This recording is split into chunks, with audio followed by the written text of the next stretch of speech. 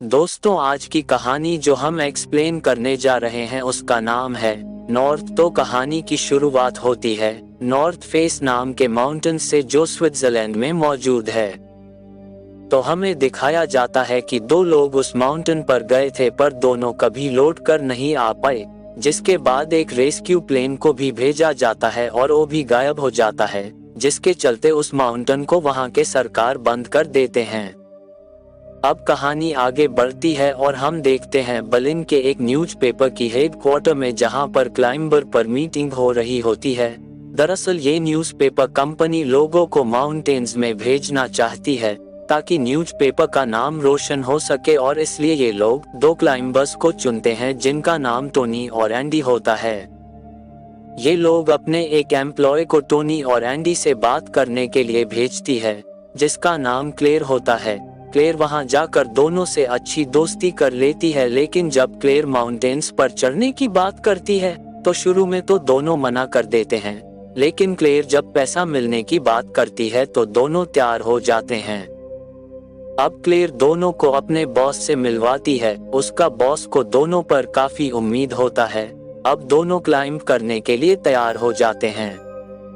दोनों एक ऐसे माउंटेन पर चढ़ने वाले हैं जिसे चढ़ने का रिकॉर्ड आज तक किसी ने नहीं बनाया है।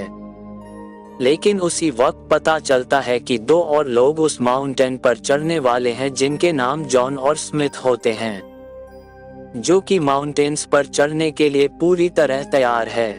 वहीं दूसरी ओर हम उन लोगों को देखते हैं जो कि नॉर्थ फेस माउंटेन्स के बगल की होटल से सभी को टेलीस्कोप से देख रहे होते हैं। होटल में सभी लोग डिस्कस कर रहे होते हैं कि उन्हें किस क्लाइंबर्स पर बोली लगाना चाहिए।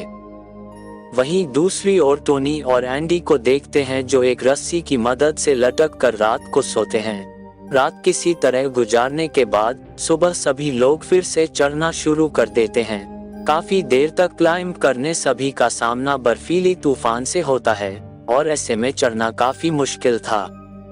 बर्फीली तूफान के चलते जॉन का पैर फिसल जाता है और वो एक चट्टान में जा टकराता है, जिसके चलते उसका एक पैर टूट जाता है। एंडी जॉन से कहता है कि तुम इस हालात में ऊपर नहीं चढ़ नहीं सकते हो, इसलिए तुम्हें नीचे जाना चाहिए। लेकिन जॉन कहता है कि या तो मुझे ऊपर ले चलो या फिर मुझे यहीं पर मार दो। फिर सभी लोग उसे एक स्लीपिंग बैग डालकर उसे एक रस्सी से बांधकर और फिर रस्सी को अपने शरीर से बांध लेते हैं और ऊपर चढ़ना शुरू कर देते हैं।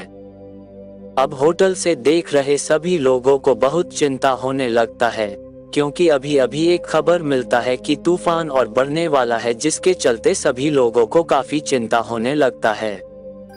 वहीं दूसरी ओर हम एंडी को देखते हैं जिसका एक हाथ ठंड और तूफान की वजह से जमना शुरू हो चुका था, लेकिन टोनी एंडी को भरोसा दिलाता है कि वे लोग टॉप तक जरूर पहुंचेंगे। फिर दोनों चलना शुरू कर देते हैं, लेकिन एक बर्फ का टुकड़ा सभी पर गिर जाता है, जिसके चलते स्मिथ खाई में गिर जाता है और उसकी वहीं पर मौत हो जाता है। वहीं जॉन का रस्सी टूट जाता है और वो भी मारा जाता है, पर एंडी अभी भी जिंदा था, जिसे टोनी ने रस्सी से पकड़ रखा था। टोनी एंडी से कहता है कि भाई जल्दी से ऊपर आ जा, लेकिन एंडी टोनी से कहता है कि अब शायद तुम्हें अकेले ही इतिहास लिखना होगा, क्योंकि दोनों को ये बात पता था कि ये रस्सी सिर्फ एक ही आदमी का भार उठा सकता है।